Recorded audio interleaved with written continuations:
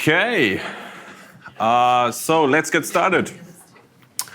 Thank you so much for being here.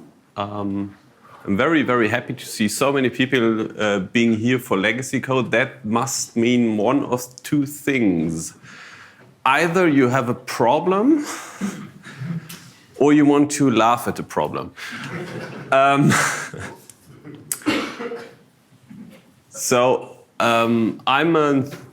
I'm Richard, I'm a developer, I'm occasionally a software archaeologist, and I'm a software auditor. I think I'm the nice kind of auditor because I try to help people, but auditor always carries like something with it, just not always good. Anyway, I work for this lovely company down there, Malborn Wolf, which is a very German name, but we're not a law company, we're a consultancy. Anyway, let's get started on continuous delivery. And the first thing when I held this talk was a question that popped, or when I prepared this talk was the question that popped into my head. What actually makes something legacy? Or the other way around, what are the properties of low quality software? What makes a software low quality? Anyone got an idea? Hard to maintain. Hard to maintain, yes. What does it mean? That if you're changing like a single line of code, you're afraid what may happen. Okay, yes. If you change a single line of code, you're afraid what might happen. Yes, yes. A bit more specific, maybe? Lack of test coverage? Lack of test, yes, yes, that leads to the problem. Back in Lots of bugs in it. Lots of bugs in it. Okay. This nice fella, Dave Farley, says the quality of a system is defined by our ability to change it. So if you don't have tests, right, you're afraid to change it. If you work in the code base and something breaks, and even though the tests are green, you're like, oh, you're also afraid to change it, right? So anything that's there and we're afraid to change it, or we can't because, I don't know, maybe the code is external, that's low quality code. And for legacy software specifically, that means we no longer have any options, or we, the business. Maybe even we developers, who knows? And a long time ago, in a galaxy far, far away, I was part of an audit, and I saw the worst software I hope you will ever see. But we still got to continuous delivery, right? So let's see, how does the story go? So a long time ago, a customer came and he was like, oh, hey, this piece of software, custom off-the-shelf software called Apocalypto, can you please audit it? And well, I said me, but we were a team. And we got this, and we were like, yeah, sure, we are auditors, we can do this. And we got this piece of software, and it looked kind of like this. So we had Excel in there, we had a website in there, we had a typo in there. We had jobs and like separately running jobs with a fat client. And it was like a lot of code was even missing in action, which we discovered when it couldn't compile. And we were like, hey, how does it work? But right. And it was sort of distributed in different technologies. So Excel, of course, is VBA code, and the website is different things, VBScript and ASP Classic, and sometimes ASP.NET and C# and everything. And they had built this funny mechanism where you could sort of run in the same session ASP Classic and ASP.NET, but these are different runtimes. So when you have a session, you cannot really share it. So when you switch between the sites, it sort of does a web call to the same site, and it sort of puts the cookie into the other session. So, and you can open an Excel sheet, and the Excel sheet connected to a database, and then it drew a lot of code inside, and it opened even new ribbon tabs. In Excel, you can actually program new ribbons. why do they have that for analytics? They were like, oh, we need like a tabular data analytics thing and we can sort it, so let's use Excel. And yeah, database was missing completely. We discovered later it was like 4,000 tables and 2,000 stored procedures, 10,000 lines each stored procedure and everything. So yeah, we were supposed to get 5 million lines of code, but we only got 4. And then we noticed also something very, very fun, which was we asked them, do you have version control? And they're like, no. And we were like, okay, so what do you do? Well, we log in to production via RDP. We copy the code to our machine. We change the code. And because it's C#, or some of it is C#, we compile it in our machine and we copy it back. And they didn't just, but they were afraid to change the code, and so they did something called append-only coding. You don't refactor, right? You just write a new method. And this is what we found. Right? And I mean, I'm not kidding. That's literally what we found. Not just for one file, like for all of them. And the interesting part is, this file wasn't the one that was used. I think it was that one. Right? So yeah, copy-paste version control, TM.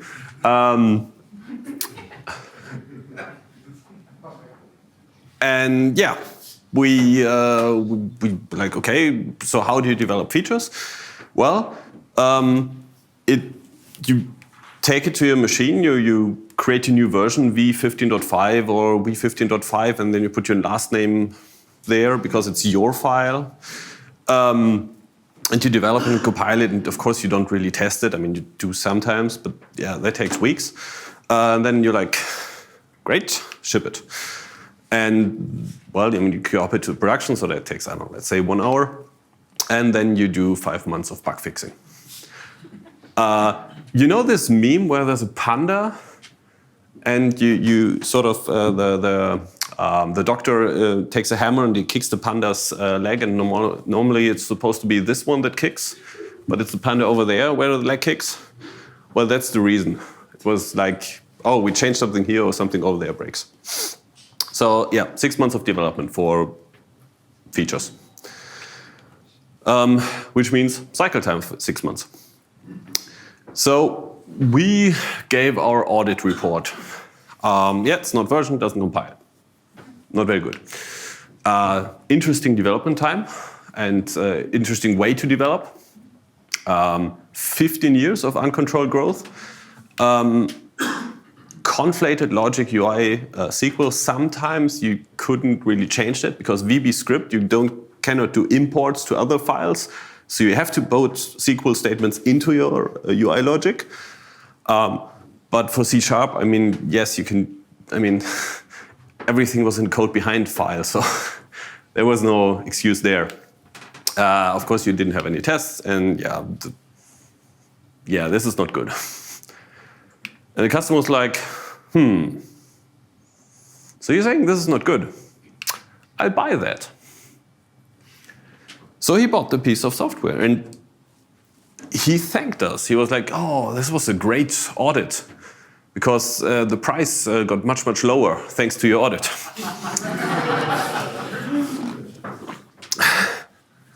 We were like, okay, so you read our report, but you draw the wrong conclusions.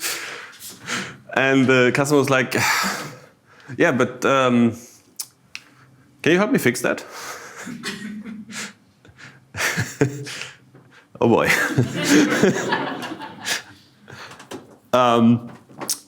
So, I mean, Dylan Beatty, who's playing tonight, here's this great quote, right? Legacy code is code that's too scary to update, but too profitable to delete. I'm not sure about this too profitable in this case. but for the customer, it looked like it. But on the other hand, so that's legacy code. On the other side, one hand, and the other side, you have, it's not continuous delivery if you can't deploy to production right now. So we were quite far away from continuous delivery because can we deploy this piece of code to production right now? Nope, never. Not at all. I mean, it doesn't even compile, right? Not version, not compile. No, we cannot deploy it. So let's fix that. Let's go ahead and take everything from our audit report and let's fix it one at a time. So first, we put everything into version control. Code, configuration, infrastructure. I mean, this is nothing new to you. 5 years ago when I held this talk for the first time, it was some parts like infrastructure, provisioning and alerting and monitoring weren't that common, but at least code, deployment scripts and everything. But you put all of it into Git. Then you establish a pipeline. You have like a nice commit station that compiles, and at least you know it compiles. And great. First step.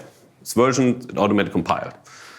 But you still have this interesting deployment thing, because now you could log into production and take the thing that compiled in the pipeline and copy it there.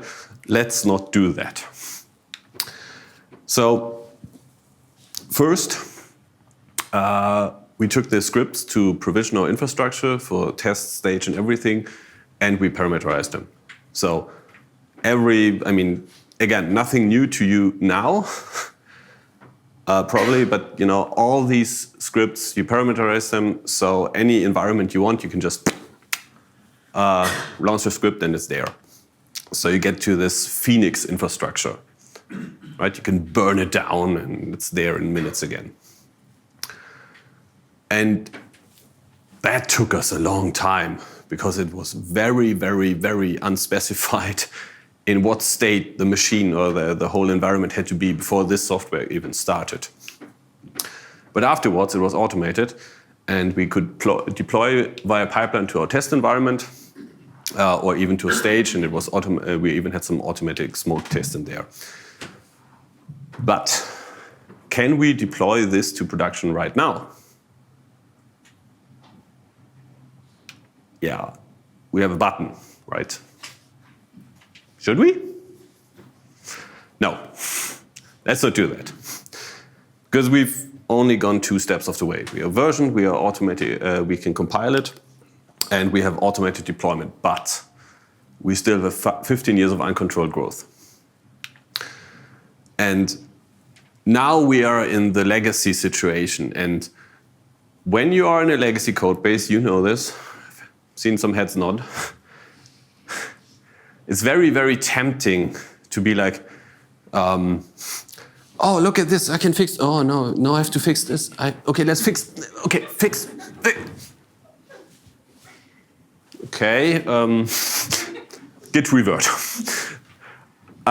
So this is like the most important point of this talk. Everything else is probably very just regular solid software engineering, but this don't fix everything at once mindsets. The first time you have a legacy code base, that can kill you. Because it will annoy you so much and you just won't get done and you will just lose hairs, right? So instead, do the hotspots mindset. Try to figure out what are the hotspots. How do you find the hotspots? Well, I've got a very, very shameless plug. So in our company, we build a tool. It's open source, so not that bad a plug. Sorry, NDC. We visualize metrics with so-called code kata buildings. So this is a service, and we can put different things on the building, different metrics. We can say what's the area of the building from the top? That's lines of code, meaning big building, many lines of code. We can put on the height, we can put the complexity, the McCabe complexity. How many branches in your code do you have in this piece of, how many branches does this piece of code create? meaning an if statement creates a branch, a while loop creates a branch, etc. And on the color, we can put number of authors. Because this is generic, we can also put code coverage on there, but for most legacy piece of software, it's just red, red, red all the time. So instead, we put number of authors, and by that, we can find potential hotspots. Because if you see something that's very wide, very high, and a lot of people work on it, that's probably something you need to tackle. Because that's very expensive piece of code if everyone works on it all the time and it has so much complexity in it. And if you take this and you draw the whole map, you get the code kata. And you can see, that's probably something we should work on. I mean, it's just an indicator. Some human still has to go in there and check, do the metrics point in the right direction or not? But it's such a good starting point, because if you've got 5 million lines of code, right, it's very hard to sift through that by yourself. So you have a tool that shows you hotspots or potential hotspots. Right. Lots of code, very complex, everyone has to change it.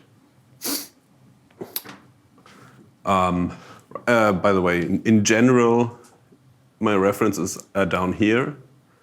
And you don't have to write all of them down, because the slides are also online on SlideShare, and you will see a link in the end. Forgot to say that. Yes? I have one question. What would you put as a third metric if you have no code coverage and it's a single developer? Churn, for example. So from Git log, you can see how many lines are changed. So how many are added, how many are subtracted, and then you get like churn. And then you can also see, whoa, okay, there's a lot of change in there.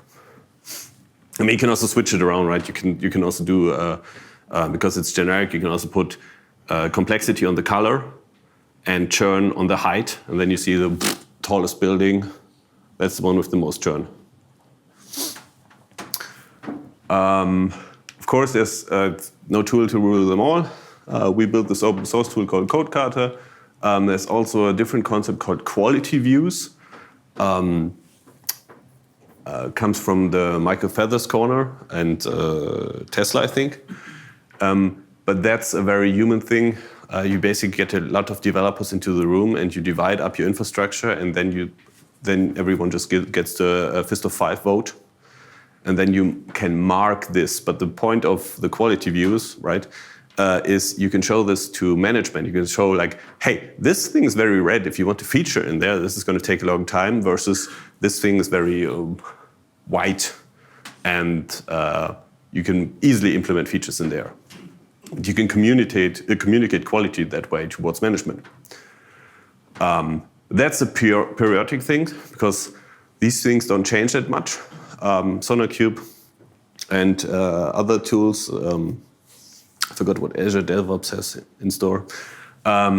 They have, that's a very continuous thing, where you can do like every dev talk every week or something. You can talk about metrics and use them. Code Scene is another tool that calculates measures based different measures, different metrics. Structure 101 for architecture. Which dependencies go which way? Do you have circles in your dependencies and everything? That tool is great. It's just very, very expensive. Well, it's not that expensive, but it's like you have to talk to someone higher up. And Sonar Architect, which has free versions. And if you've read any of the sustainable software architecture books, Carola Lilienthal uses Sonar Architect, I think, so you might have seen these nice drawings there. ArcUnit. You can write tests for your architecture. This thing is not allowed to depend on that thing, or a controller is not allowed to touch the database directly. It has to go through a service. These rules you can write as ArcUnit. And importantly, you can also, when you start in a legacy code base, you can write your rule the way you want them, and then you can put exceptions in there, which in the beginning are many, but at least you don't have a degradation. And TSArc and Dependency Cruiser are the node versions of ArcUnit.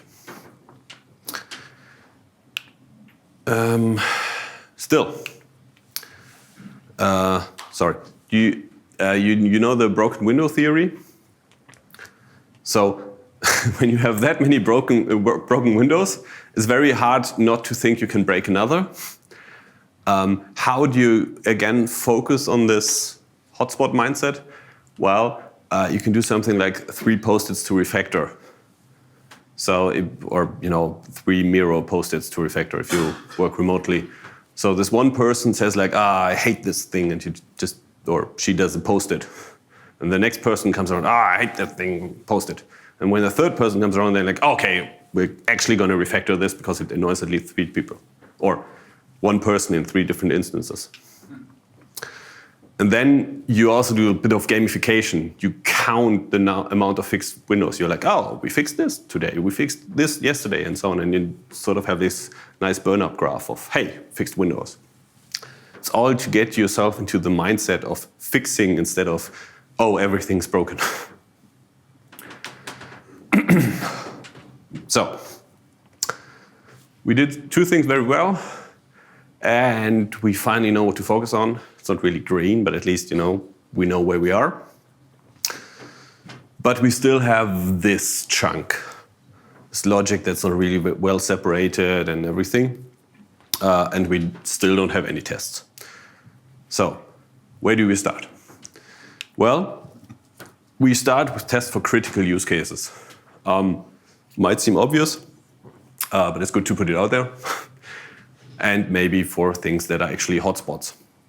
Of course, this takes time to build up the infrastructure, but you should do it. And this just helps you keep focus on what to do.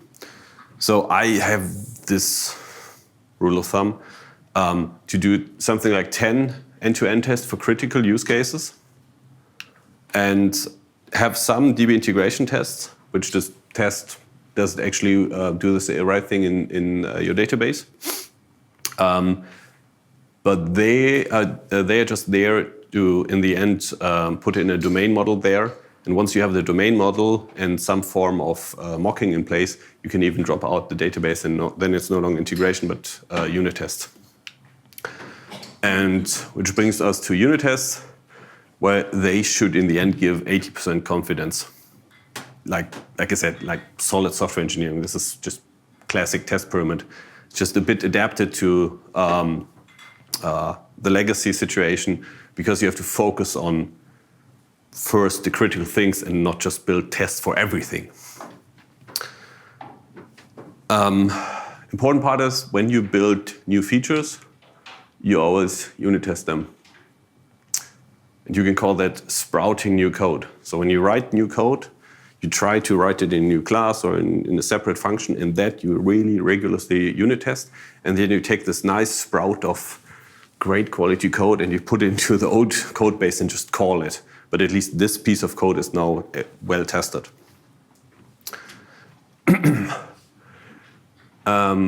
But still, so much to do, and you don't really understand everything. And to write a good test, you actually have to know what it does inside. Well, no, that's not true. You don't have to know what actually happens inside, because there's a nice thing called categorization tests. In categorization tests, you can do for any piece of code. You don't have to know what goes inside, because all you do is you take an input, a randomized input of parameters, and you just push it, and you just let it generate like 1,000 or 10,000 different inputs, and you just push it through your method or your class or your controller or wherever you want to do the categorization test, and then you just record what the result is of these randomized parameters, because it gives you like 10,000 tests, and you record what each of them tests gets for that parameter. Good. So you launch that against your legacy application, you record the outputs, and then every time you refactor, you take exactly the same inputs, they are 10,000, and you launch them against the redesign thing, you check the outputs, or you record the outputs, and then you compare them. And by definition, refactoring means changing the structure without changing the behavior, meaning your outputs should not change at all. And that gives you the ability to actually change code that you don't understand. Because you have so many, I mean, you have, sorry, I forgot the most critical part. Of course, you have to also check that you have a good code coverage with these randomized inputs, because otherwise, if you only get like 1% coverage, yeah, you shouldn't refactor. But let's say you get 99% or 98% because there's some weird getters in there that are never used. Then you can actually refactor your code without, and being sure, refactoring code to a better understanding, so you better understand it. And in the end, you will understand what happens. But when you had your tests in the beginning, you didn't.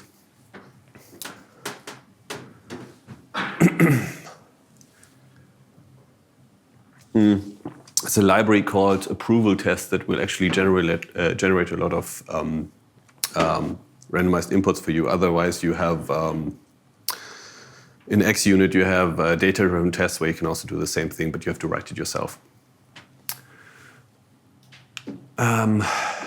So, conflated logic. When you refactor, you have these nice tests in place, but you have to refactor your code. Well, for that you have to, of course, understand what coupling and cohesion means. And if you look on the left, that's high coupling, but low cohesion. You have like very many cross dependencies between different modules or between different packages. And if you want to go to low coupling and high cohesion, you have to increase the coupling or the cohesion in one module, but reduce the dependencies between them across modules, because then it's you can in this case you cannot just look at this module in isolation. You have to look at this and that and that. And here you have very well-defined inputs and outputs, and that allows you to better look at this one in just in isolation and try to fit it in your head. And to uncouple that in a legacy code base, you can again sprout new tested code and just connect it in there. You can categorize tests like from the left and then refactor inside. You can use something that Michael Feathers called seams. In this case, it just means putting an interface in there and just changing the implementation. And then you sort of do this branch. And of course, don't forget to delete obsolete code, because if it's not used, yeah, it just creates waste and expense.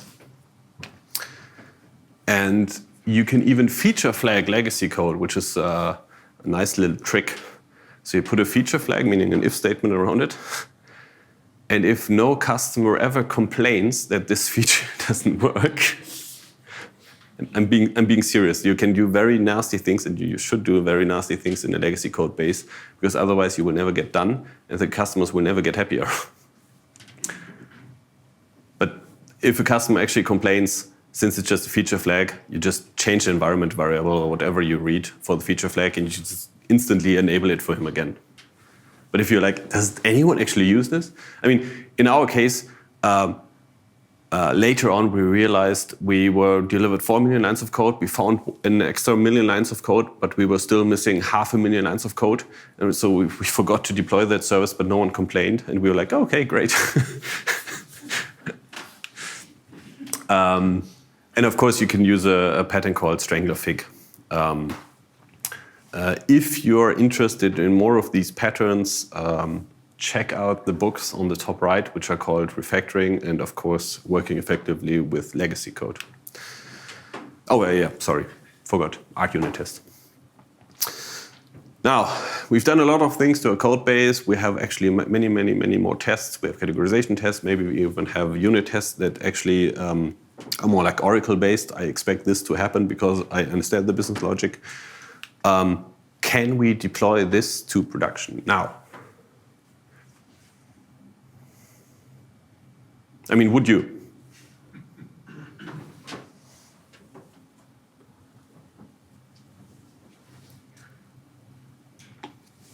Sure. Just to break the silence. Okay, cool. Yeah, I mean, maybe. It's somewhat tested. But how do we know nothing breaks in production? How? When users don't complain. Yeah, but that's a very late metric. But yeah, actually, I mean, it goes in the right direction because we have now versioned, auto-compiled. We know what to focus on. We sort of have separated our logic and UI, and we have done SQL and hotspots, critical use case, blah blah blah, blah, right? So we are much better there. But the one thing that really hurts cycle time is we don't know if the thing we deployed actually works. So we should monitor in production. We should monitor in production, and the best way or the easiest way to get started, I know, is to use red metrics. Red, again, down there on the right. I forgot his name. Sorry if I forgot the author's name. But if you don't know what red stands for, it's the 3 things you should definitely monitor, or the minimal things you should definitely monitor for your application. So R stands for request rate. How many requests go there? Because of request rates, I mean, this is a very simple thing, but you can build an alert. Normally, I have like 100 requests per second or per hour or whatever. But suddenly, they drop to 0 for a longer period of time. Okay, something is wrong. They drop to 0, and I just did the deployment right before that. Or something else happened. But these are very easy things to gather because usually ASP or whatever just gives you them for free. You can normally just import and plug in, and it just works. The errors, also very easy to gather because request comes in. What is the response? Is it a 400? Is it 500? You can measure that. And then you can be like, oh, okay, account now has way more errors than I expected them to have, or something like this. Depends on your use case. And duration, or latency if you want. But if you put latency in there, it's rel, which is kind of boring. If the thing or the account significantly becomes faster or slower, you can also put an alert in there. And if you want to get started with that, down there in the corner, I put the community dashboard from Grafana Labs, which actually proves exactly this.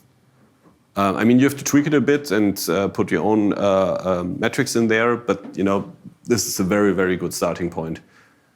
And then you will realize by running your software in production, you will realize even more things that you should measure and that you need to measure. And then you can adapt your board, but you can start with these 3. And if you're very, very fancy, you can even take maybe you have Kubernetes or something, and that also gives you additional metrics. It gives you how much utilization do you actually have, right? You order 2 CPU cores, how many of them are used? And then it becomes REDS, rate, errors, duration, and saturation. Then you have already 4 very great metrics. I'm saying 4, but it's 4. Cool. Now, we've got Git, we've got our commit stage, compile, unit, lint, security. We've got our automatic acceptance testing, which we can use, for example, Playwright if you have a web app. We can on-click deploy to our environment, test stage, etc., and it automatically does a smoke test afterwards. We can perhaps even do automatic performance testing, which is getting easier and easier with every tool. I recently used Artillery, that's great, and what was it, yesterday was a talk about K6, which is also, it's just very, very easy to get started with automated performance testing these days. But you can also, and you should probably also do manual testing. Maybe you do accessibility testing manually, or maybe just have someone additionally just click through the application before you deploy. And then you can release it. And now this pipeline, and of course, you do monitoring. And now this pipeline takes something like 60 minutes. So we went down from 6 months to 60 minutes. And we no longer have this bug cycle because we're actually testing our code, but not in production like before we put it in production. So can we deploy this to production right now? Or would you? Yes. I think so too. And I think depending on where we make the change, we can even put it within 30 minutes. We maybe even don't do that much testing because we have this nice piece of separate code that we know is well tested, and we build it completely from scratch, or we refactored it from scratch or whatever. But if we make our change only in here, yeah, definitely we can push it even faster to production. But there's still a problem. Because great, I mean, we fixed all of this, but how did this happen? How did the previous developers even get here? And I have this mental model where I'm like, okay, you have a mindset in your team, you have a process, Scrum, Kanban, whatever variation you use, and you have ideas. And that leads to your product. But if you are tired, you don't really know what to do, and your battery is just empty, then it becomes sort of this garbage in, garbage out.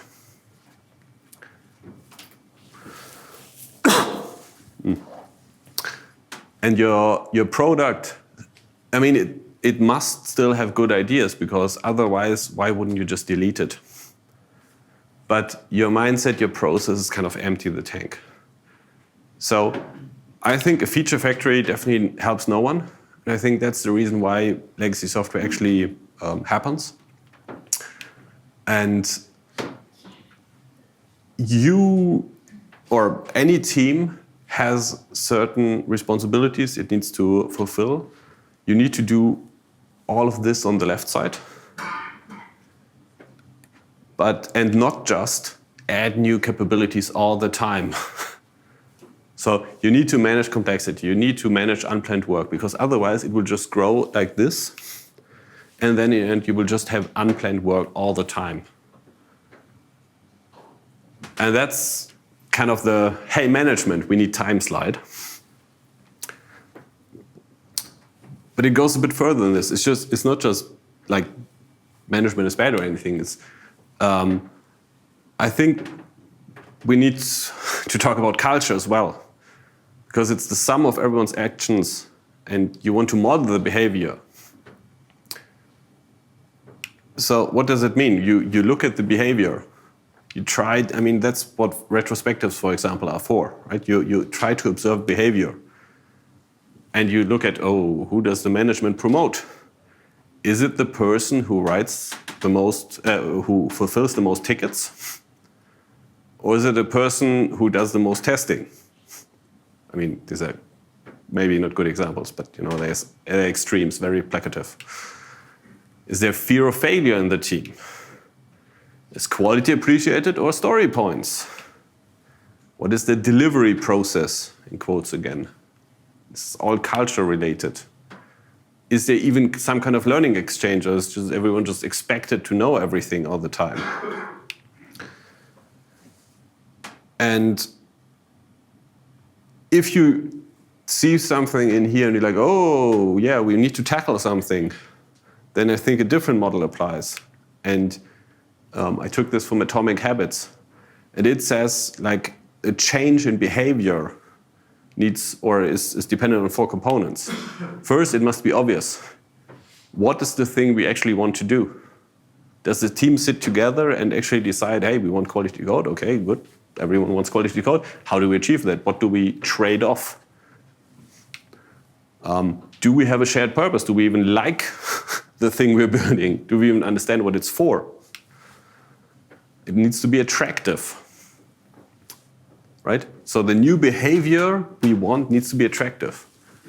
So if you reduce time pressure, taking care of quality code, taking care of writing tests, it becomes much easier because it's attractive. And maybe you have this refactoring score or broken window count and everything. All of that makes it more attractive to be more quality-minded. Of course, it needs to be easy. And that, I think, is the critical thing, because it's very hard to get out of this if you've done this all the time, because you don't know how to do it else. And that's where I think tech coaches come in, or generally people from other projects, and they just come in and say, oh, we do this differently, and we do, and you're like, oh, wow, we can do that, cool.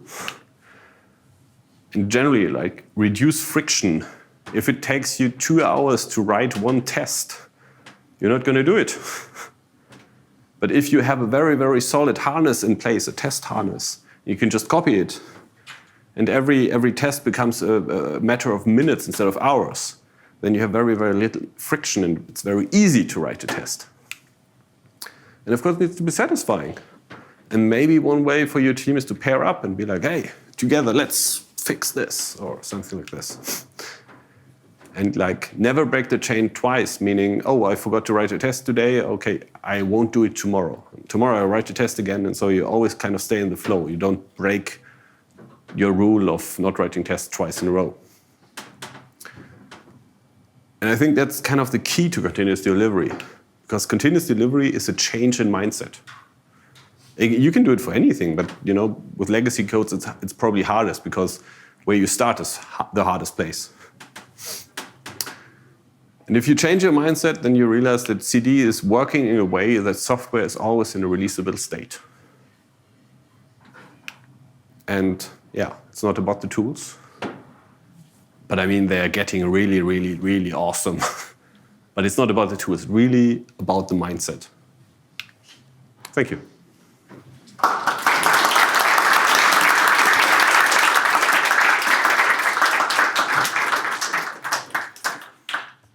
So, slides, blog, also slides.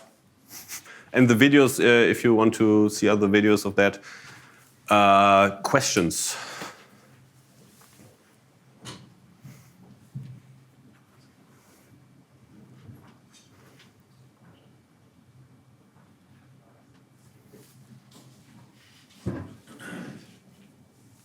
Okay. I've just got a little question about the detail. You said there was 4 or 5 million lines of code. Yes. But there was many, many, many duplicated versions. Like one would have like 10 or 20 versions. So yeah. Did you get rid of the duplicated ones? Because you like do some tool to find the unused. Yeah. So the question was, we had like 4 or 5 million lines of code, but we had many, many installations, so it wasn't even more duplications, wasn't even like 50 lines of code. And yes, I have some backup slides for that. With something like 10 customer installations and also 10 separate code bases, because you started with Umbrella, and then you did Frobos, and then you just copy-paste features. And then you copy-paste feature, and then you copy-paste, copy-paste, and copy-paste, right? Because you don't have any version concept. It's like 10 different versions, all of them duplicated. And you sort of have some things that are similar and some things that aren't. And of course, you had the same thing for the databases as well.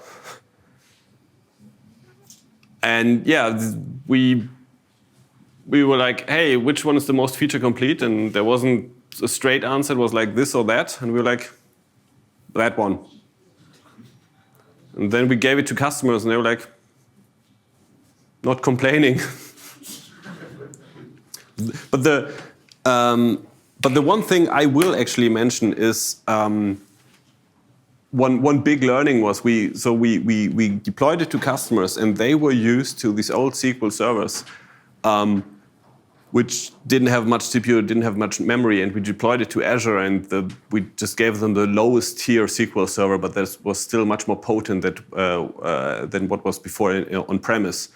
And they were like calling us and thanking us because it was going so fast. And we hadn't changed a single line of code, right?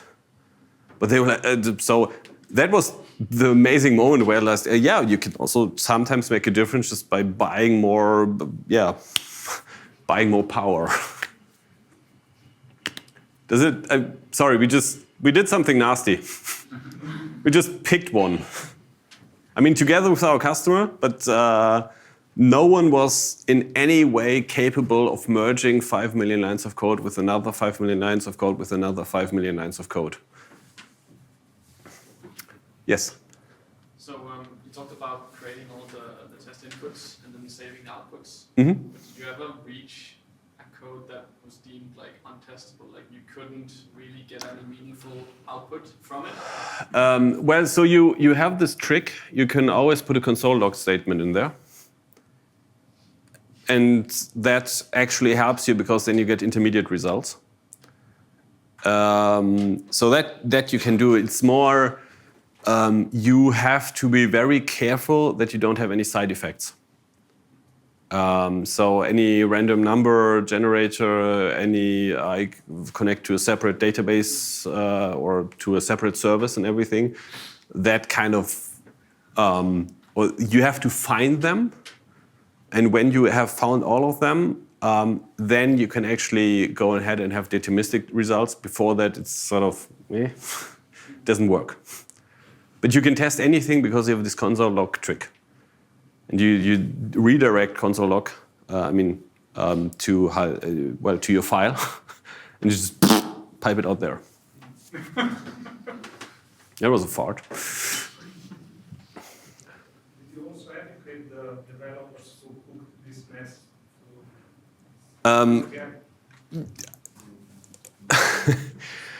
No, for one very simple reason: the customer bought the piece of software and he didn't want to have the developers. So this atomic habits model I put here, where is it? There. This one we didn't have to use so much because it was completely fresh set of eyes. But depending on your situation, this is very, very important because if you yourself want to change, these are the 4 components you can look at and see how can I change my own behavior by making it obvious, attractive, easy, and satisfying. But in our case, or at least, I mean, this is not my only legacy project. Another legacy project was very applicable, but the one I'm talking right now, no, because it was complete fresh set of eyes.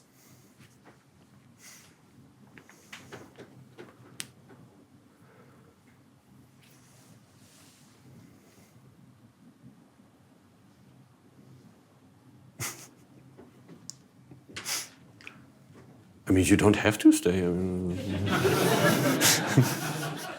If you want to get a coffee, it's just, as a barista, 1 floor up.